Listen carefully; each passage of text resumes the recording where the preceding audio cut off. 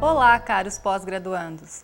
Bem-vindos a mais uma disciplina de seu curso. Nesta videoaula e no caderno de estudos, procuraremos abordar conteúdos que esclareçam o tema e que contribuam para a prática profissional de vocês. Essa disciplina é muito importante, principalmente para quem trabalha na área da educação, pois as mudanças nas políticas públicas brasileiras em relação ao atendimento educacional das pessoas com necessidades especiais têm causado impacto e inúmeras dúvidas, tanto no meio escolar quanto nas instituições especializadas. Podemos citar como exemplo dessas dúvidas: como ensinar uma pessoa com deficiência ou síndrome? Como avaliar seu desenvolvimento? Quais estratégias a escola deve criar para se tornar inclusiva? É possível haver uma escola para todos? Como você pode notar, cada questionamento nos remete a uma série de outras indagações. Por isso, elaboramos seu caderno de estudo com o objetivo de dar um rumo às inquietações que acompanham a filosofia de uma escola inclusiva, e o dividimos em 3 capítulos. O primeiro aborda a evolução da educação especial e como as escolas devem se moldar a essas transformações. O segundo define, de forma teórica, o paradigma de inclusão, bem como apresenta os principais documentos nacionais e internacionais referentes a essa temática. O terceiro esclarece e sugere meios para que as escolas comecem a se incluir no projeto de inclusão, como também aborda o burnout docente. Os capítulos vêm acompanhados de sugestões de sites, de filmes, de artigo, entre outros, atividades de estudo e de textos complementares, que auxiliarão vocês a ter um amplo conhecimento sobre a disciplina. Agora, convidamos vocês para conhecer mais detalhadamente cada capítulo.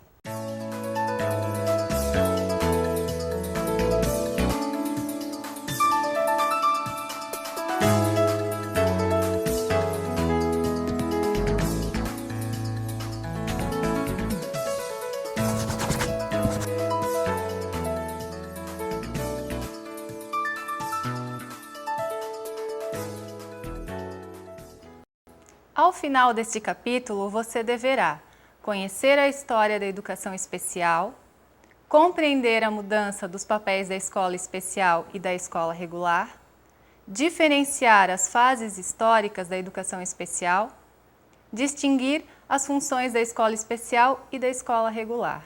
Para tanto, é necessário que você, primeiramente, compreenda como chegamos até a inclusão de pessoas com deficiência e síndromes em escolas regulares.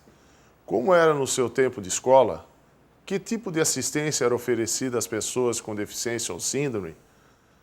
Já se falava em inclusão?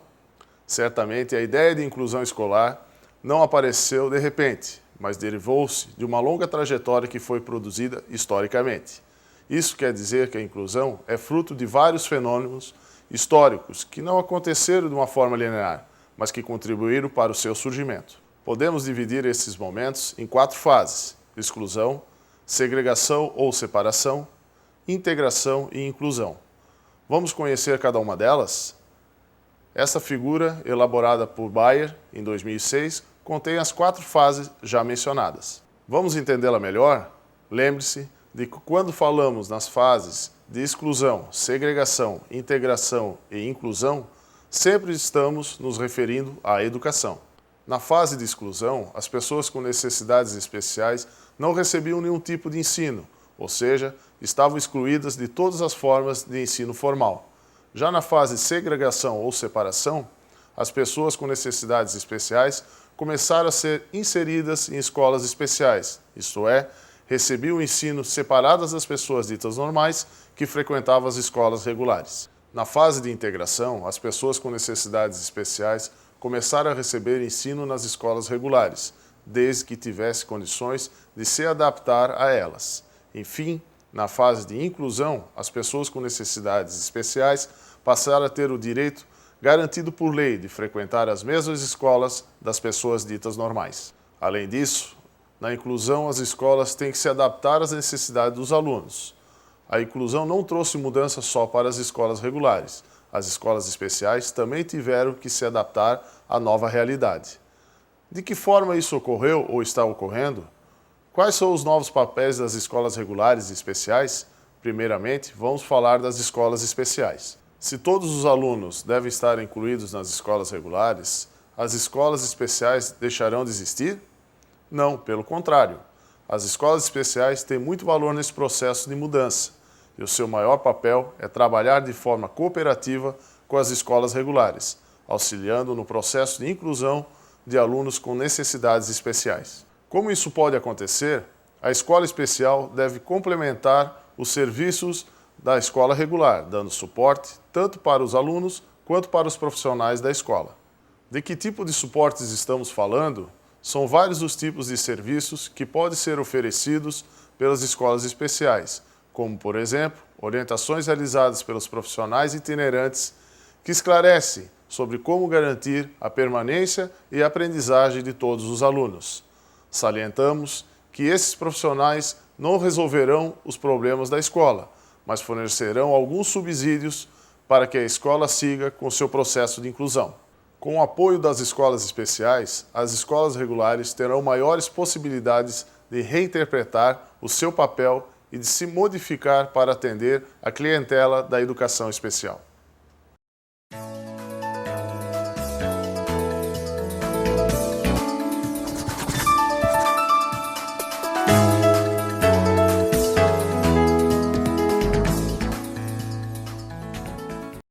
Esse capítulo possui como principais objetivos fazer com que você compreenda as propostas que fundamentam a inclusão escolar, conheça os documentos nacionais e internacionais que guiam as políticas de inclusão, fundamente a prática escolar inclusiva. Os autores que pesquisam esta temática afirmam que a inclusão escolar traz benefícios para a aprendizagem de alunos com e sem deficiência. Em sua época, Vygotsky já defendia uma proposta de formação de grupos heterogêneos, isto é, grupos que se diferenciam intelectualmente. Até agora falamos em inclusão, mas afinal, o que é inclusão?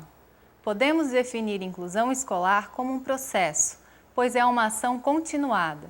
Esse processo se baseia em incluir, no mesmo ambiente escolar, todos os alunos, independente de sua condição. Entretanto, a proposta de inclusão vai mais além. É, sobretudo, um processo de mudança, de reorganização da escola para que todos tenham condições de aprender. Preste atenção no exemplo a seguir. A figura mostra uma cesta com frutas variadas. Podemos afirmar que todas têm sabor, textura e odor diferenciados e que todas têm seu valor nutritivo. Geralmente, retiramos das frutas o que cada uma tem de melhor a oferecer e nunca esperamos que uma seja igual à outra. Vamos transportar este exemplo para uma sala de aula e imaginar que as frutas representam os diferentes alunos que compõem a turma. Da mesma forma que as frutas, cada aluno tem sua importância e sua forma de aprender. Não podemos considerar um aluno melhor do que o outro, nem esperar que todos sejam iguais em seus ritmos de aprendizagem. Propiciar a inclusão em uma sala de aula é saber aproveitar o que cada aluno tem de melhor, assim como fazemos com as frutas, e valorizar suas potencialidades. Assim como não podemos esperar que a maçã possua as mesmas propriedades nutritivas de um abacaxi, também não podemos esperar que todos os alunos aprendam e se desenvolvam da mesma maneira.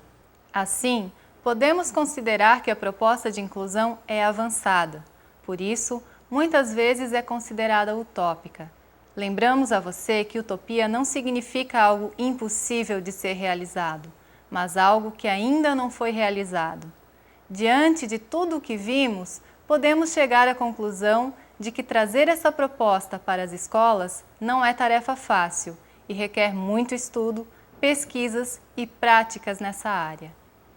Passamos então para outro item importante deste segundo capítulo, as leis e os documentos nacionais e internacionais que guiam as políticas de inclusão. Entre os mais importantes documentos internacionais dos quais o Brasil é signatário, podemos citar a Declaração Universal dos Direitos Humanos de 1948, que garante que todas as pessoas têm direito à educação. A Conferência Mundial sobre Educação para Todos, de 1990, que promoveu a universalização do acesso à educação. A Declaração de Salamanca, de 1994, que impulsionou o direito à educação para pessoas com necessidades educacionais especiais na rede regular de ensino. A Convenção Interamericana para a Eliminação de todas as formas de discriminação contra a pessoa portadora de deficiência, que define o termo discriminação. No Brasil, o movimento de inclusão foi impulsionado pela Constituição Federal de 1988, a qual garante a igualdade de condições de acesso e permanência na escola. A Constituição de 1988 também garante atendimento educacional especializado às pessoas com necessidades especiais e prevê que aconteça preferencialmente nas escolas regulares. Ressaltamos que o ensino passa a ser obrigatório nas escolas regulares e que apenas o atendimento especializado, que é complementar, pode acontecer fora da rede regular. No seu caderno de estudos, você encontrará uma discussão mais detalhada sobre cada lei que mencionamos. Além disso, sugerimos sites, artigos e atividades que complementarão seu estudo.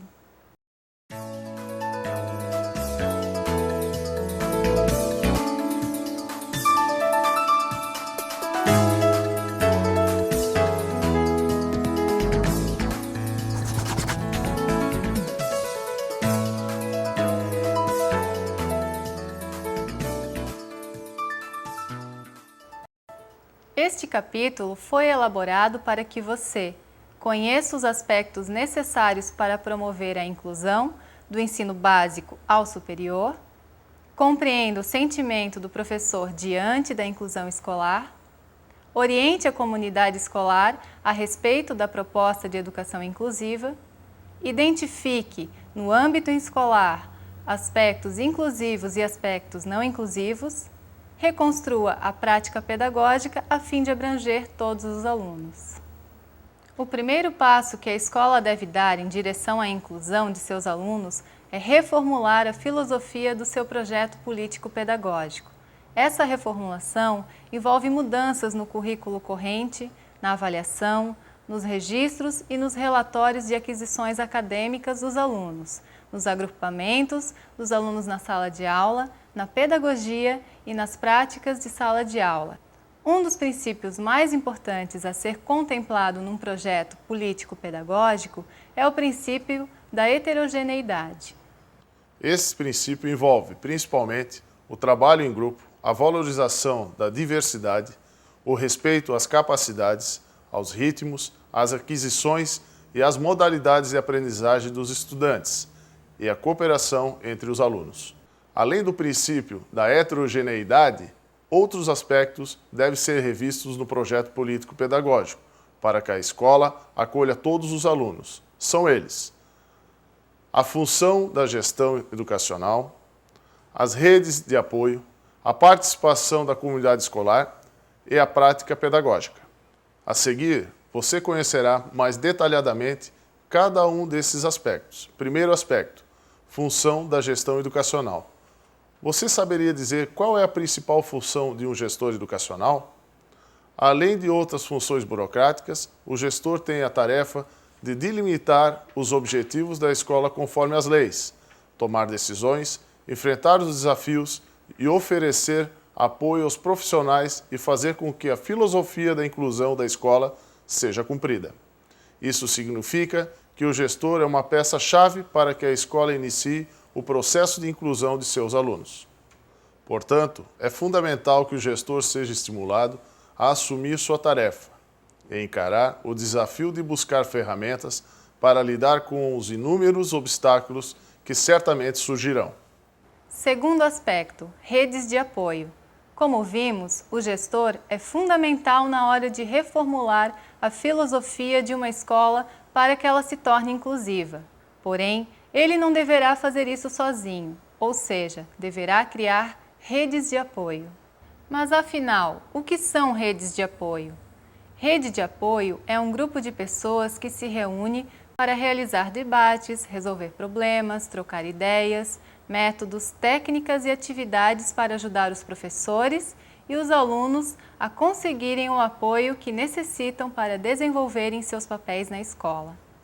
Em uma escola inclusiva, as redes de apoio podem acontecer de diversas maneiras. Veremos 3 exemplos. Primeiro, reuniões pedagógicas, que são um momento de troca, de experiência e de reflexão. Segundo, cursos ou palestras que podem ser oferecidos aos professores e à comunidade escolar, com o objetivo de fazer com que todos se envolvam e caminhem na mesma direção.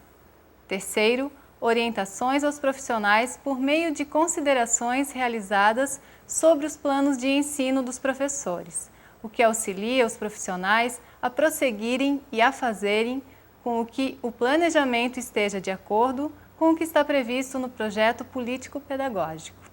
Sem uma rede de apoio criada pela gestão educacional, não é possível promover a inclusão, pois o aluno passa a ser um problema apenas do professor de sala e não da escola toda.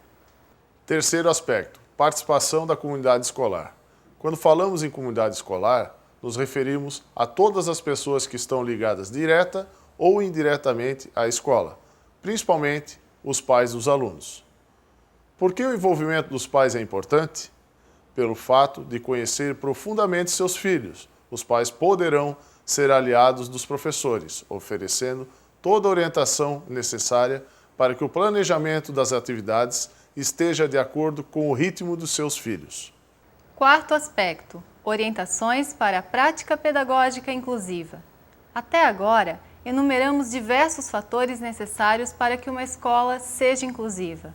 Muitas vezes, quando falamos em inclusão, alguns profissionais pensam primeiramente na prática pedagógica.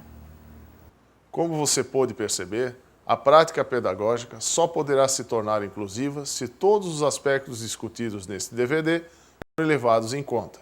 Isso significa que repensar a prática pedagógica requer reconstruir primeiramente toda a filosofia da escola e conhecer profundamente os fundamentos da inclusão.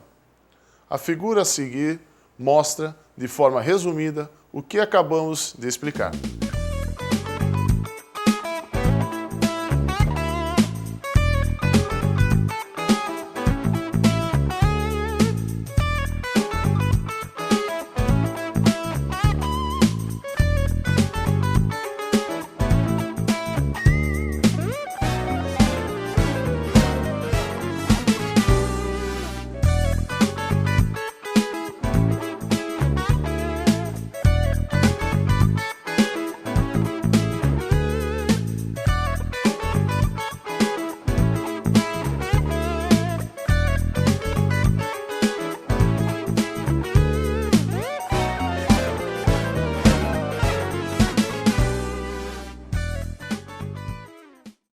Como vimos, existe uma longa trajetória a ser percorrida pelos profissionais envolvidos com a educação até chegarem à prática de sala de aula.